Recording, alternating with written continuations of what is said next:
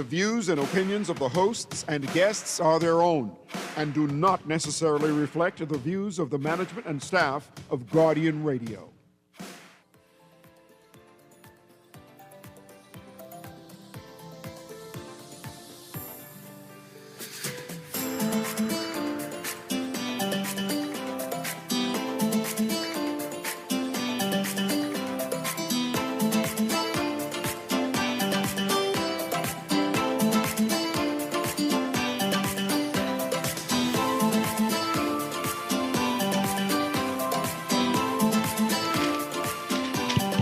Good morning and welcome to Guardian Radio AM. Today is Tuesday, July 7th. It's a little after 11 o'clock in the morning. Once again to CA Newry, and I shall be your host for the day. We're continuing our series about American independence and Bahamian independence and how both countries intertwine and how we have had a symbiotic relationship from inception, from the discovery of the Bahamas. Let's say rediscovery. Look at I used that word.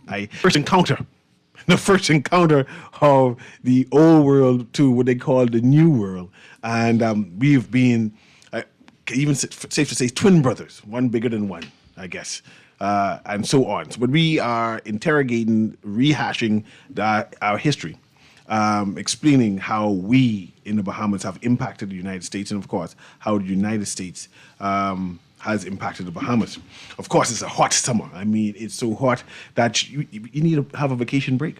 You need to have a vacation break. And of course, in order to facilitate that vacation break, the Great Summer Escape Giveaway, the Guardian Radio and Guardian Media Group is having the Great Summer Escape Giveaway. You could win a trip for two, including the hotel, including the car, including your luggage, and $1,000 in cash. All you need is your passport. I guess they ain't talking to me. But all you need is your passport. I'm still working on my passport, by the way. That's why I said I can't even participate in that. Anyway, all you need is your passport. Just get a Nassau Guardian newspaper. Buy the newspaper. Fill out the entry form. Drop it in the entry box at the Nassau Guardian in Oaks Field. That means you come up to the front desk and just drop it inside. And tune in to Guardian Radio and follow the Nassau Guardian on all social media platforms, that's Facebook and Twitter, for your chances to win. The Guardian Media Group Great Summer Escape Giveaway deadline to enter is actually August 12th. You have some time to participate, but it's August 12th is the deadline, and the drawing is 2 days afterwards, which is going to be on August 14th. If you buy the newspaper, you might as well fill it out, right? You just might as well fill it out and get your chance to travel.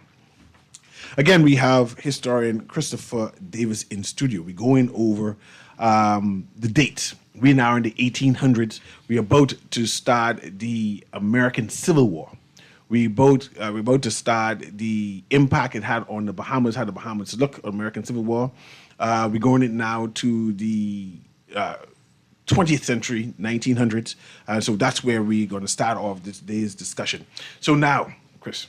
Yeah.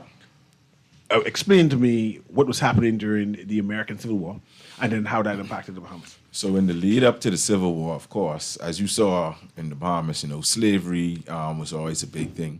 And of course, slavery was essentially what the Civil War was based on. Some people... But we was free here in the Bahamas.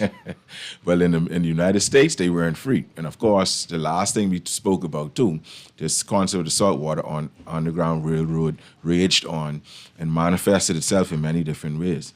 So I'd be remiss not to mention a case that they actually called the Creole case. Creole actually not being the people themselves, or even though technically they were, because Creole essentially meant in the British world any African that was born in the Western Hemisphere, right? But the Creole in this case was the name of a ship which had a revolt, which is considered one of the most successful uprisings by enslaved people in the history of the United States. And long story short, it was a ship that left from Virginia and that was supposed to be taking all of these quote-unquote troublesome people down to New Orleans. And when they got about 100 miles east of Abaco, this is when they did this revolt. And they purposefully came to the island of New Providence, well, more specifically the port of Nassau, right there, where the cruise ships pull up, knowing that there had been other cases where African Americans were freed from American ships. So this is another entire arm of this grand thing that we call the Saltwater Underground Railroad. So let me rehash it or ask you this question directly. Mm-hmm. in United States history. Yeah. They name one slave revolt as their only successful revolt happened in the United States. Yeah. Where did that happen? So that one would be, I wouldn't even call it the most successful, but it's certainly the most infamous.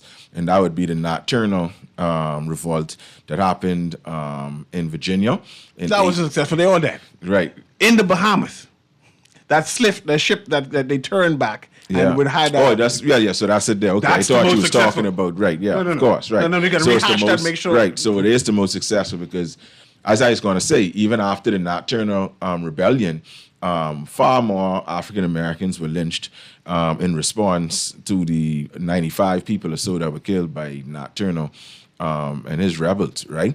But yeah, the Creole case was led by Madison Washington and another man, more importantly in the context of what we're talking about, named Elijah Morris. And essentially, this ended with the freedom of 139 or so African Americans. 19 had to remain because they were the ones that did the revolt. And the rowdiest fellow on this revolt was a man named Elijah Morris. And Elijah Morris is the one that actually settled and became one of the largest landowners in what we now know as Gambia Village. So Gambia Village was very similar to Adelaide and Foxhill in the sense that people of African descent were settled there, and you see it far away from the main city of Nassau, so they kind of was a way for the British to kind of keep them sort of ostracized in that way.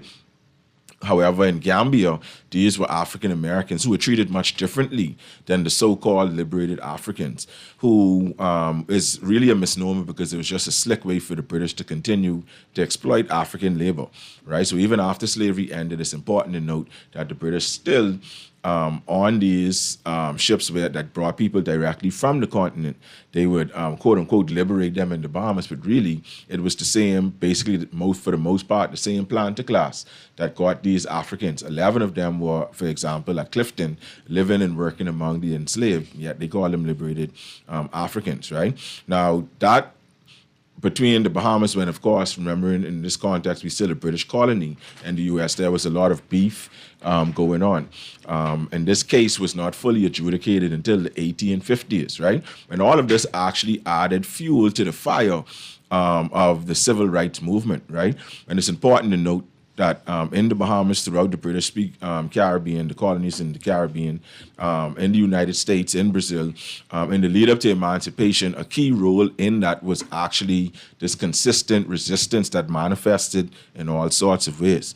It manifested in the case that we spoke about, the Creole. It manifested with people like Mary Prince, who fought more so with the pen and with the sword, right? And it manifested in many ways, and this made slavery extremely expensive as well.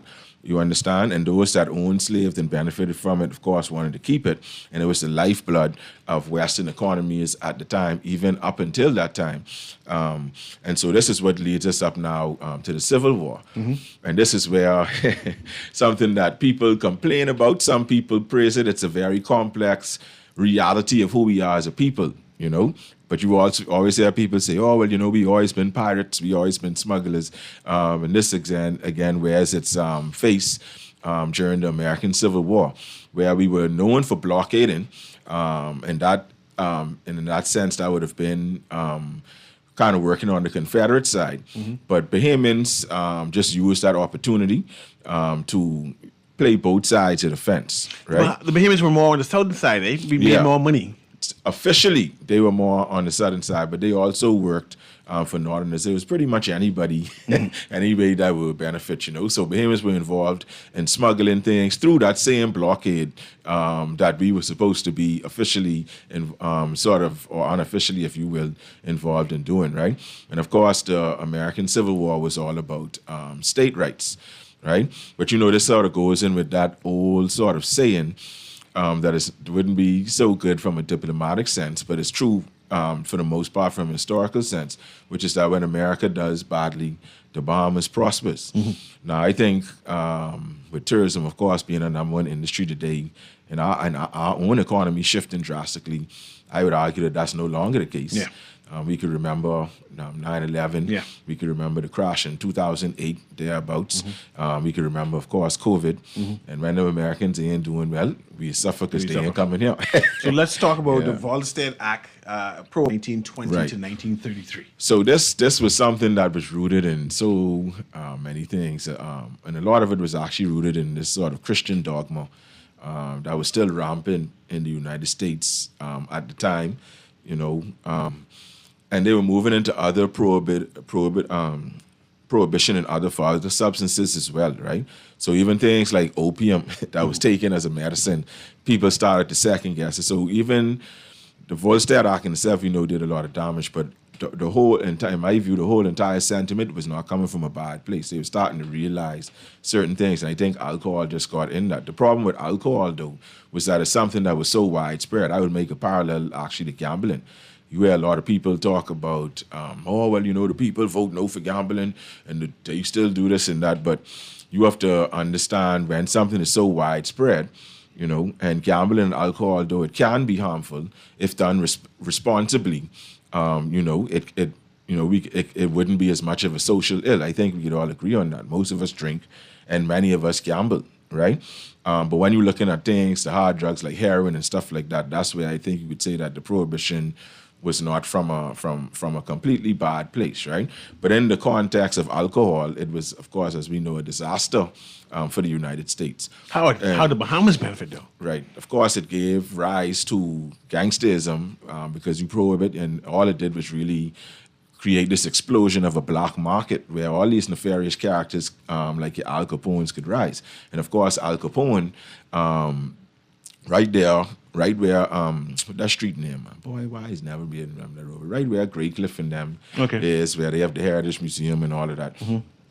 The building that would be the most wested one, I believe it is, within that complex, was actually the place he named it after his little sweetheart. Who named it there? Al Capone. So Al Capone was in the Bahamas. He owned that building. And Al Capone owned property in the Bahamas. He owned property, and not just that. That's where he stored his gin and his whiskey Al as well. Capone stored whiskey and rum in the Bahamas. Oh yeah, right downtown, and this was quite different, and something we could probably come up to probably near the end, which is the 1970s and 80s. And that was a more, let's call it, freer market. We're talking about the drug trade, right? And furthermore, that was open to almost anybody that had the fortitude or the stupidity, depending on your perspective, to get into that. Were black Bahamian engaging in rum running? Exactly, and this way I'm getting. You did have a few, and they would have mostly been the lighter hue, right? But generally speaking, and you could see all the pictures, some of them might have risen to be the captain of a sloop, but these were generally almost 100% owned by white Bahamians. And this is one of the things that spurred huge development in the Bahamas as well. And what coincided with that era of prohibition was a economic boom and the sort of boost in tourism, right?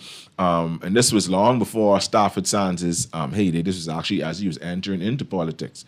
But this was something, tourism from Florida, by people like Robert Cunard, the other one, and Henry Flagler, I believe the first name being Henry, So these were people from the United States. They had a steamship coming from New York.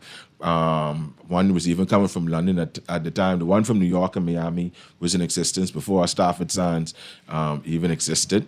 He was just well placed through the racism, through his shrewdness in politics and in his business to make all this money through tourism. But they had partnership with all these nefarious characters, and around that period, this is the years leading up before World War just about World War II as well. So all of this was sort of interconnected, right? And the Bahamas was a quite interesting place. Some would call it neutral ground. And I guess you could say that because, of course, at this time we had a relationship going with the Americans, but at this time, the Bahamas' relationship was not cozy with the United States. This was actually the only time people has always feared this blacklist from America. Well, the Bahamas has been blacklisted by America a few times, actually, and this was all happening during that period of prohibition, leading up into, I believe, it even happened one time during World War II. And this would have been because of people like the Duke of Windsor, right? And our nefariousness to Nazis. There's a great story done by Nicole Roberts, shout out to her, and Bahamianology, where she highlights some stories of Bahamians, people in the Bahamas, who were actually being arrested for being Nazi sympathizers, right? And people don't understand that the Bahamas was a place where the British would send their undesirables, particularly those that seemed to have fascist or Nazi leanings. And that was the real reason that the so-called Duke of Windsor In fact, they said was sent over and had to abdicate the throne. I saw before an it happened. article which suggested that Nazis sponsored Burma Road riot. I just saw the article in the newspaper. It was a newspaper article come out. I find it incredibly hard to believe because the riot in itself, if you had to pick one person who was against it, would have been the governor, right? And the premier would have been against them too. They were the people who were in charge. And he was very neglectful. He spent a lot of time in New York, but I don't want to stray away too much. And then, of course, we had a U.S. base here and a British base here during World War II. Right, so one was in where we call Oaksfield right now, and that was the British one. And the U.S. one, I believe, was around where Burma Road, Blake Road area, if my memory serves. Oh, was it? Yeah, around there. And I think it was even another one out by where the other one? Somewhere it was another one somewhere. I think it might have been on another island.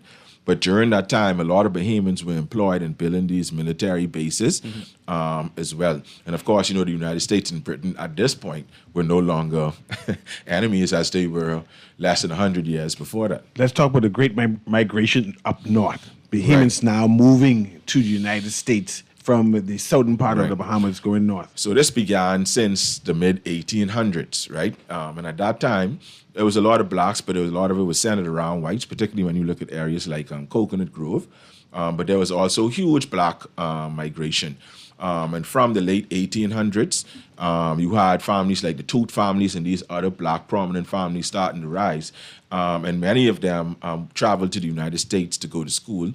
I think the catalyst of this would, of course, been the great Joseph Robert Love, teacher and mentor to Marcus Garvey and one of the founders of Pan-Africanism. And that was also Bahamians' role in terms of our migration to the United States. And it was this interesting thing, the great work, you know, I love to shout out fellow historians and colleagues, the great scholar Tracy Thompson. You know, she did a lot of recordings and interviews of people that participated in the contract. And I delved deeply into that doing some research recently. And I smiled and saw how it actually connected to my personal research, which is the Bahamians' involvement in the Pan-Africanist movement. I ain't spent too much time on that, but we often like, when we talk about, particularly in regards to Garvey, they talk about Joshua Cockburn. Of course, he was the man that would have testified against Garvey in the federal case. And probably the beginning of the end, or let me not say the end, but the beginning of the end of the glory days of the UNIA, right?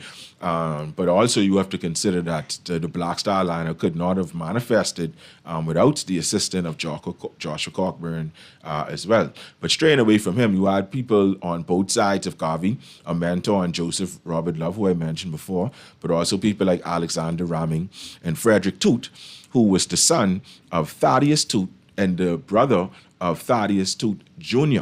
And they the two famous ones. But people don't know about the brother Frederick, who was the radical Pan-Africanist one, who ended up going to Philadelphia and founded the UNIA chapter there. And he even served for about a year or two as the president of the UNIA right after Garvey's demise. Right? Let's talk about Coconut Grove.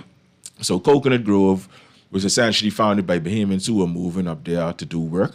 You know, even from long time, you know, the Florida Keys, when you go to places like Key West, you see in like Russell Street and Higgs Street, and all of these are names that came from the Bahamas, right? And Bahamians literally built South Florida. That's not really an understatement. When you look at areas like Homestead, and even when you look at the construction that was done all around, similar to like the Panama Canal, right?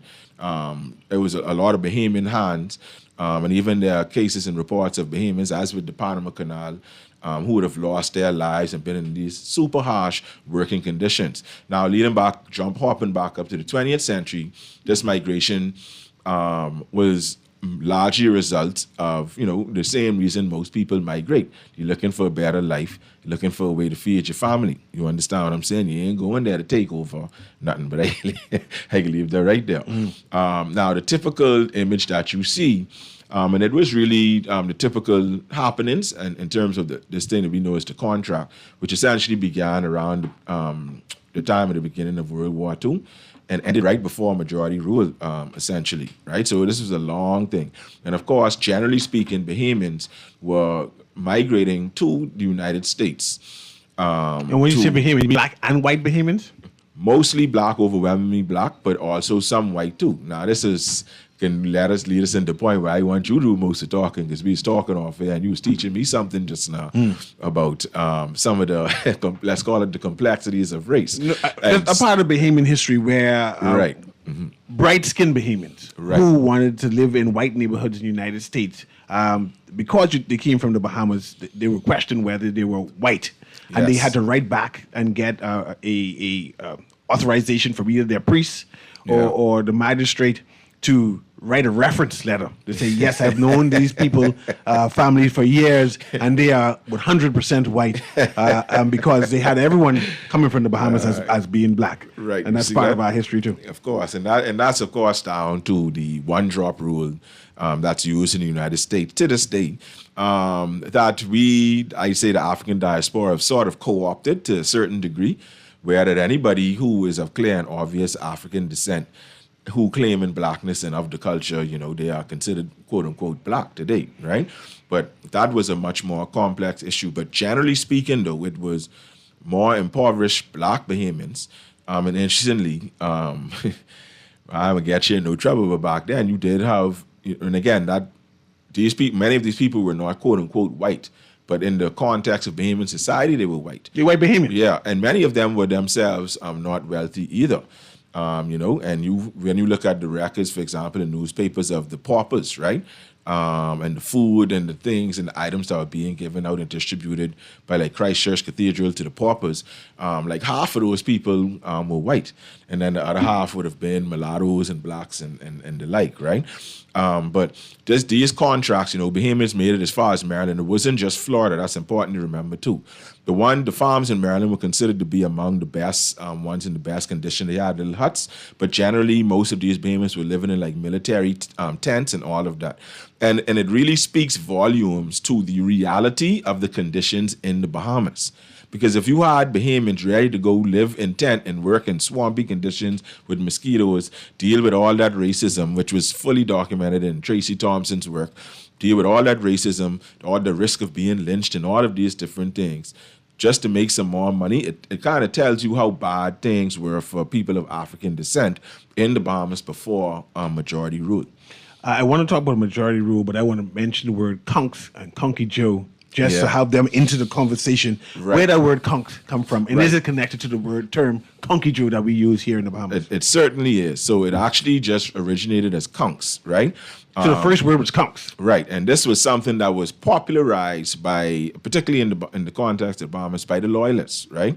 You see William Wiley, for example, being one of the main Loyalists that popularized this. And the conk was a racial epithet, but it was not like the N-word. I've heard some comments like that. So, the conks was by, quote unquote, let's say real white people or people who are more phenotypically European, right? The English ones who saw themselves pure, right? And this term conks was meant to acknowledge, yes, they are white or creamier skin, but it also was meant to insult them. It's almost like using hick or redneck, but to the umpteenth degree. All of the negative stereotypes that would come with an American Southerner living in a rural area, right? So they dumb, they ain't that smart, all of them is married a cousin. And these were very similar sentiments that were being expressed by the Loyalists towards the quote-unquote white Bahamians that they met who were already here. So it's prejudice amongst the white race. Yeah, certainly. And then over time, as those families began to amalgamate, it took probably less than a generation or two for those things to sort of dissipate, right? And then conk became Conky Joe, and then it sort of just evolved into this word that does not hold the same connotations that I guess it would have in the 1790s, obviously, right? But at the end of the day, it still holds some of the same meaning and sort of almost political statement, right? Because we would call a fellow who was clearly not white, but light skin and curly hair and looking really close to white, and we'll call him Conky Joe, knowing that he looked like a quote-unquote mulatto, right? But all of these terms, believe it or not, began as racial epithets, even though some of them came from what was seen at the time a genuine scientific attempt to describe race, right? And of course, this manifested uniquely in the Bahamas and certainly affected relationships between Bahamians and Americans in migration as well. But how come the white people in Key West are called conks? Right, so that pretty much came from the same thing, right? From the same sentiments as well. And as we discussed off air, it's embraced, and I don't know many even quote-unquote white Bahamians who take any great offense to being called a conky joke, you know what I mean? And again, it doesn't hold the same sting as the N-word, even though in the Bahamas we love to use that word to refer to each other. I personally don't use it, but at the same time, I don't be out here trying to cover people's mouth who use the word either. I understand that sentiment, but me as a Pan-Africanist, I prefer not to use it.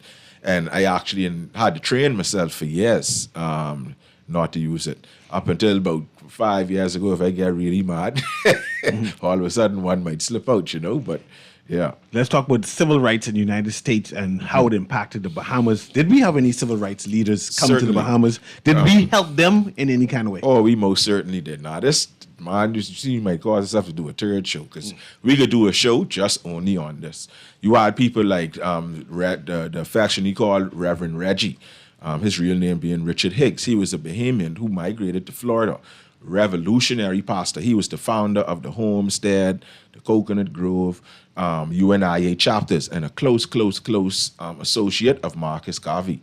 And he actually had to leave the Bahamas because he was beaten to a pulp and left for dead by the Ku Klux Klan, actually. They're the Ku Klux Klan in the Bahamas? No, in Florida. That's okay. when he's in Florida. And then he came back, and then he served as pastor at Metropolitan Baptist Church.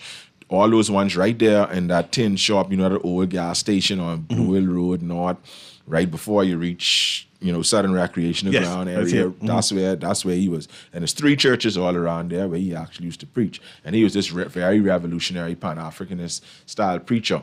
You had, of course, James Weldon Johnson and John Rosamond Johnson. And these were the composers of what is considered now globally the quote-unquote Black National Anthem. Lift up your head. Lift every voice and sing. And they were the composer and the producer. I don't know the technical terms, but those 2 brothers did that. They also even did other popular songs that we don't know. Let's remind the people who they were, or how they connected to the Bahamas. Oh, so they connected to the Bahamas, of course, through their mother, who was the daughter of Stephen Dillard. Okay, so Stephen Dillard, of course, we know was an emigre originally from Haiti, right? And then he married a Bahamian woman, had a daughter who was the mother of James and John Johnson, right? And they composed that famous song. They were great composers, actually, and they were huge pioneers in American entertainment. But they was almost like Dave Chappelle and them fellas long before them. So they were black celebrities who were actually for the civil rights cause. And as we know, even to this day, most black celebrities kind of doing the opposite, if we being frank. You know what I mean? Moving away from it. Yeah. And then you had people like Alexander Raming, who was the founder of the first chapter, Harlem chapter of the UNIA under Marcus Garvey. And that shows you how Bahamians were sort of on both sides of Garvey, as his mentor and as his proteges as well. Then you had Edwin Pratt. His daddy was Josephus Pratt from Kid Island. They called him the Martin Luther King of Seattle. And he desegregated schools and water fountains. There's a park, a fine arts center, and an early learning center that's named in his honor. So we had scores of Bahamians who were prominent civil rights leaders in the United States. I tell you, that's a whole nother show series right there. We could do one on each one of them. So how did Sidney Poitier become a civil rights leader or impacted us in the Bahamas? Right. So, of course, a part of civil rights, sometimes there's this old saying, that sometimes a lot of people who make history, they don't really be trying to make history, right? So, of course, Sidney Poitier was trying to be an outstanding actor, and he accomplished that. So, in that sense, he made history. But in a lot of cases, like with Sidney Poitier, he might not have openly expressed his Pan-Africanist sentiments. And at that time, we have to be careful in judging, because there's a time when you could get lynched, someone come kidnap you, you go missing, and that's the end of that. But he was close friends with people like James Baldwin. I don't know if a lot of people know that. James Baldwin was one of the most radical people out there. Pioneer writer. Right, yeah, pioneer writer, activist on many different fronts, as a matter of fact, right? But him becoming the first black man, of course, to win an Academy Award, just in that fact, for Best Actor, and the value that we as people in our modern history have always placed on entertainers, on film and stuff like that, it certainly spoke volumes. And of course, one of the greatest cinematic moments in my history, and because of what it meant, I believe it was the movie In the Heat of the Night. Yeah, they banned it in the Bahamas. Right, exactly. They banned it for a period in certain states and certain areas in the United States. And of course, there's that famous scene. He is this hotshot detective that came in, and he was smarter than everyone, more eloquent than everyone. He did it purposefully to never take these demeaning roles, to sort of uplift and always have a positive portrayal of blacks. All of these things were purposefully done by him. And for me, this is what sort of puts him in that category as civil rights leader. And of course, that scene where the white racist police captain slapped him, and it was unscripted, and Sidney Poitier just turned around and slapped him right back on screen, and he kept it in the film. And of course, at the time, that was something that was completely outrageous to many a white American at the time. Right? But Sidney Poitier also brought people like Harry Belafonte and various other prominent actors here in the Bahamas. Right, forward, yeah, certainly, yeah. That's another sort of bit of misinformation that you hear about a lot of Bahamian celebrities. It's like a syndrome, and not just with Bahamians. You see it everywhere, and people feel like someone come from somewhere and don't do enough for that. But Sidney Poitier seems to have been someone who was doing a lot, but just sort of did it quietly, Yeah. Okay. We're going to take a quick commercial break. I can entertain some calls right now. It's almost 11:45, because when 11:45, it's all Percy Island's game, right? Right? So let's take this quick commercial break. We'll be right back.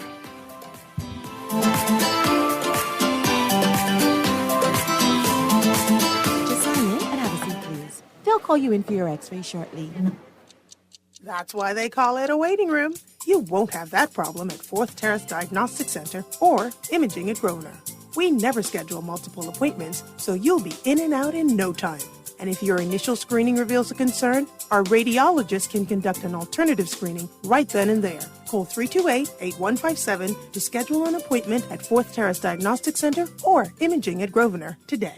Boy, you know what's going down tomorrow? Nobody, what happening? Joe bringing these knives to school. He could do Junior in. For what? Boy, he fooled with Joe girl. Mother sick. And Junior don't back down for nothing. So that means you got a big fight tomorrow. So whose side you on? Side? I trying to stay in school, not Simpson Pen. We gotta tell somebody about this fight. Tell somebody. I ain't no snitch. I mean cool, you know. Boy, if you so cool, then you need to stay in school and stay out of the fight. Yeah, but if I don't hang on Joe's side, how many boys coming for me next? Alright, so we definitely gotta tell somebody. We gotta prevent the fight. What I say, I don't want nobody call me snitch. We could just call Crime Stoppers. You could report what you know, and nobody gotta know it's you. So how did I boy? All you gotta do is call them, or you text them through the Crack Crime Bahamas app, and nobody can know it's you. Then the police come looking for me for more info, and when they finish with them, Joe them coming looking for me?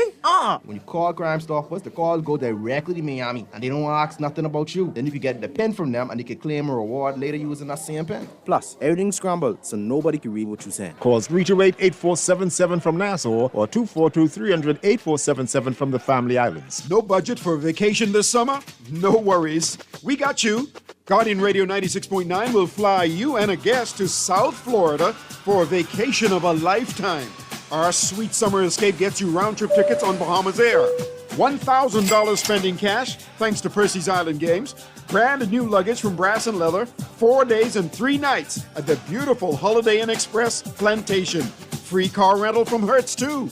All you need is your passport. We got you covered. Enter now for the Guardian Radio 96.9 Sweet Summer Escape. Fill out the form in today's Nassau Guardian and follow us on all social media platforms. Remember, You must be 18 or older to enter. Entry deadline August 12th, drawing August 14th. Taxes not included and certain restrictions apply. Guess who's back? It's that time again for the 31st annual Michael Scuderi Peace on the Streets Basketball Classic. Bring it on now, let's go. Whether you're a player or a fan, you don't want to miss this one. The action starts July 13th at the Hope Center. Log on to peaceonthestreets.com and register. Come on, everybody, we're going! That's the Peace on the Streets Basketball Classic, where we shoot hoops instead of guns. Game time. Love the show? Want to give your support? Become a sponsor today. Call 302-2300 for our rates and packages. That's 302-2300. Become a sponsor on Guardian Radio 96.9 FM. Fresh news, smart talk, all day. We're gonna give you a check every week for a year. Percy's Pension Plan. Island game, keep you winning. Percy's Pension Plan. Dream big, we will help you live it. Percy's Pension Plan. Island game, we got you. Percy's Pension Plan. From the friends you can trust. If winning is a must, go play the game you know, cause your best chance is with us. The most trustworthy name is Percy's Island Game. So put 20 on your account and ride this easy train at Percy's Island Game. Headed to South Florida soon? Holiday Inn Express in Plantation welcomes you to the heartbeat of Florida fun. Whether it's business or pleasure, the Holiday Inn Express is close to sensational shopping, captivating dining, and nightlife. Elevate your Florida experience. Sleep well and rest easy at Holiday Inn Express. Complimentary breakfast buffet featuring seasonal favorites. Keep up your fitness routine in our 24-hour on-site fitness center with cardio equipment and free weights, or take a refreshing swim in our outdoor pool. Your special Bahamas tourist rate awaits. Holiday Inn Express, 1701 North University Drive, in Plantation. Book your getaway now. Call directly at 954-472-5600 or the sales department for reservations and additional information.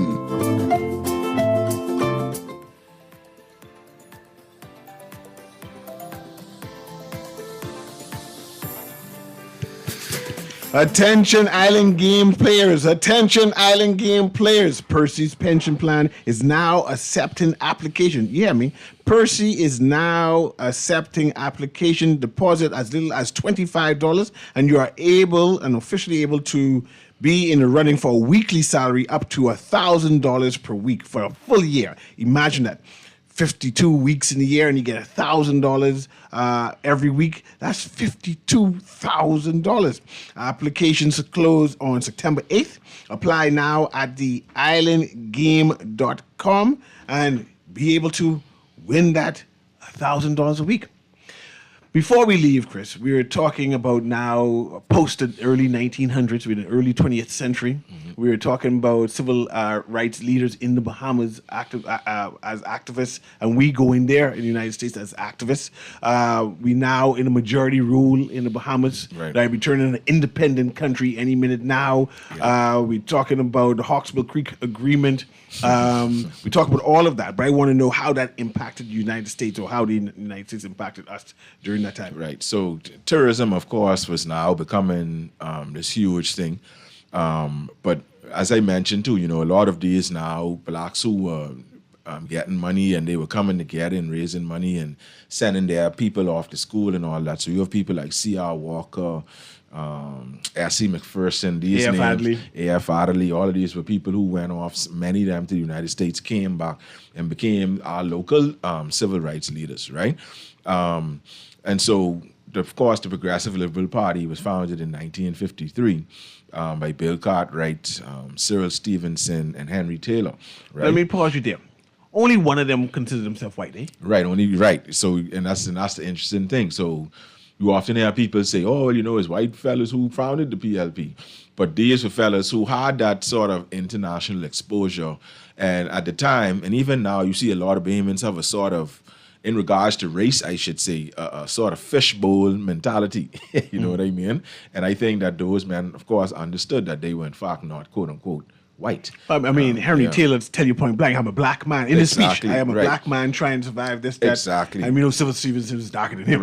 Right, you know. And of course, certainly in the United States, they would have been considered black, right? Yeah. And as a matter of fact, some of them wouldn't have liked them more than me and you, because me and you just dark-skinned black. But a fella like him shows that when European and African come together, that person is no longer quote-unquote white through their eyes and based on their racial gradation. So race, of course, was always a sort of huge factor. And of course, the Cold War in American politics, as it does to this day, and globally, not just the Bahamas, but particularly for us, we have always been sort of in like a vice grip of fear, of certain obligation to act a certain way, to be a certain way. And at this time, globally, you see the independence of Ghana and all these independence movements, the Democratic Republic of Congo, and then it's shifting over to here, where you see places like Trinidad and Tobago becoming a republic out the gate, right? But with our proximity to the United States, with the politics of the Cold War, at the same time, you know, it was the United States that supported people like Papa Doc, right? And this was based on Cold War politics. You know, once you was in socialists, that was the end of that.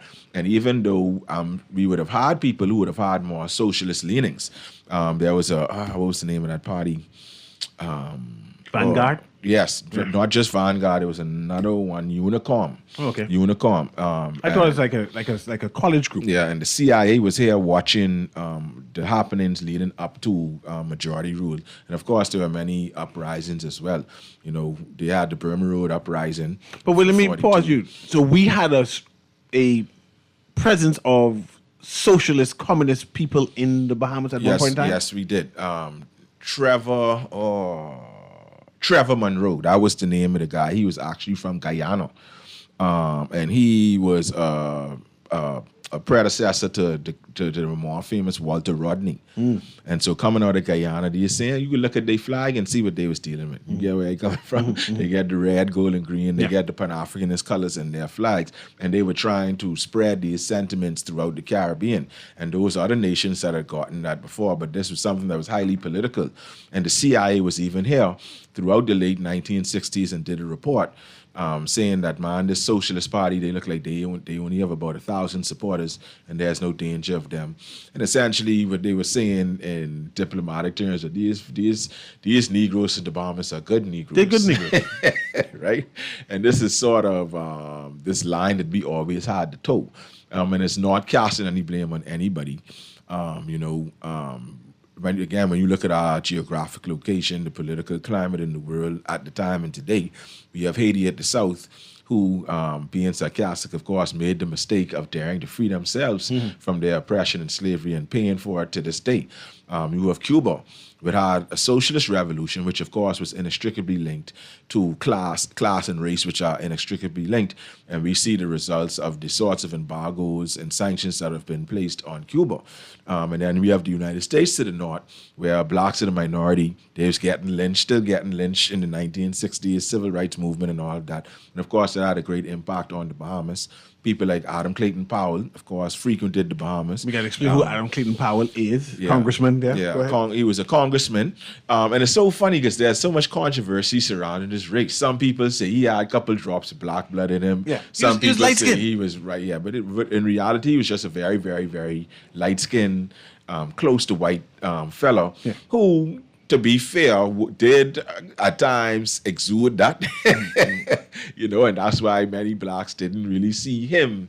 When you look at people like Kwame Ture, aka Stokely Carmichael, Malcolm X, they really didn't like him, because they felt that he was too tame and conservative in his approach. My view is, this was a battle, and in hindsight, as historians, we can say this was a battle being fought on many fronts, right? And everyone ain't a warrior too, so you can't expect everyone to go there in one fight. And right? I wanted to mention that Clayton Powell lived in the Bahamas for a period of time. Right, yeah. Bimini, I believe it Bimini? was where he really fell in love with. And of course, Bimini is where they say Martin Luther King wrote his I Have a Dream speech, which became his most iconic speech, right? And so and then even Marcus Garvey, of course, visited the Bahamas as well. The Bahamas was right there in the Pan-African Pan-African sentiment in the Bahamas was pretty strong. And there were even people like, I ain't trying to throw too much shade because I know I'm Guardian, but there were even like the Depute family. Okay. This was a good example of what they would call where they have the saying, like they'll be like, oh, you sound light-skinned, or, you know, in America, well, some people would call it the mulatto complex, and that certainly was strong as well. And you had people like Etienne Depute, who on one side would claim that he wants to see greater voting rights for black Bahamians, but on the other side, he would be ridiculing the Pan-Africanist movement and treating Marcus Garvey as like some type of crazy kook. You understand what I'm saying? But in hindsight, we know Marcus Garvey seems to be the man with the blueprint, right? You can ask dozens of nations throughout the world that, right? But the Bahamas was certainly mixed into all of this, right? Our move to majority rule and independence is, in fact, a part of this global African diaspora march towards more autonomy, towards independence. Though, of course, England is still our head of state, right? I want to add and question you about Randall Fox, because his education seemed to be more American-oriented. Right, yeah. And civil rights from that instead of an African Certainly. And he did have more socialist leanings, as did people like Arthur Hanna and the others, you know. And, I gotta, me, I a Pan-Africanist before everything, and also an historian. And to be honest, the fact that people like, and I love the man, love the family. His daughter taught me music for years.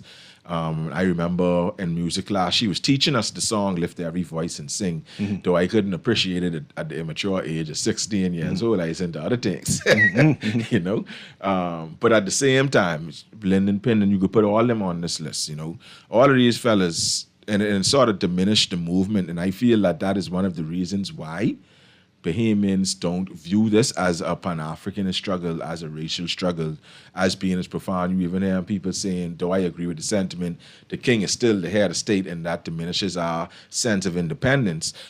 There's still, even if you want to celebrate it, at least do it in a form of remembrance, because there were people that lost their lives, there were sacrifices that were made in order for us to become as independent as we are. Let's take this call and talk about independence for the Bahamas, and what does independence mean for a black majority, and of course a white minority, and of course the in-between where we just can't say what it is, right? Every other color. Go ahead, caller. Guardian Radio AM, you live. Good morning, Mr. Newry. How you doing? I'm doing well. How you doing? Yeah, and I'm to your guest. It's so nice to hear him again. Yes, sir. He mentioned Sir Eddie a little while ago. Mr. Newry, if you give me a minute here. You remember we were talking about Ida Depute and Leon Depute, who started the Tribune. I remember you telling me it 12 times. Yeah, I know. But when he mentioned the last time, he mentioned that Ida Depute married a man named Sam Mins. Yes, but you mentioned Sam this 12 Mins was my times. grandfather. But Sparky, yes, you have to shorten it. I don't mind you talking about it, but you remember. Yeah, I'm trying to get him to explain to me.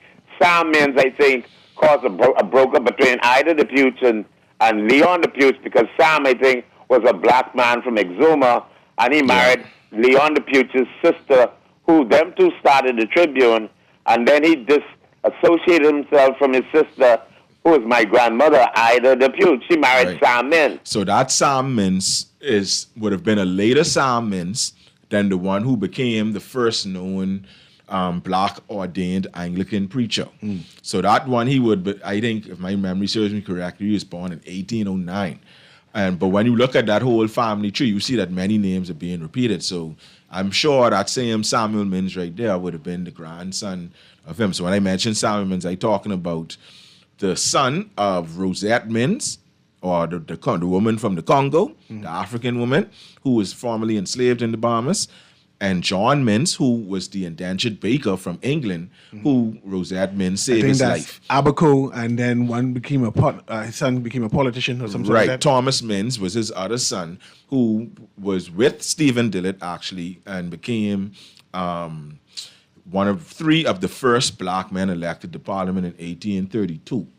And then it was four of them, actually. John Boyd, I think, was the other one. That's the poet, the gentleman who wrote the first black poetry book. And then the white Bahamians came around, was like, and they pretty much started to take the votes back, and there was a little mini riot right there on George Street, and they beat up the guy who was the Attorney General at the time. I believe, who was it? Oh, name escaped me. Just hopped right out of my head. I believe, no, it wasn't Charles Nesbitt. I can't remember. McQueen. It was McQueen. It was McQueen. Yeah. Let's talk about independence and what independence means for both countries, United States and the Bahamas, and how we should be looking at it as people. Of course, it's very different from the African perspective. You asked about that one. It's very different. Of course, the United States continued with chattel slavery for a little more than 80 years after they declared independence, right? But in our context, slavery was long gone when that happened. And of course, blacks are the majority, and we, in fact, are the descendant of the victims of chattel slavery. So in that context, of course, it's very different. One thing you see Americans do, whether it's on the conservative, particularly on the conservative side, even though much of it is erroneous and taken out of context, but they all believe in this sort of story, highly romanticized story in the founding of their nation.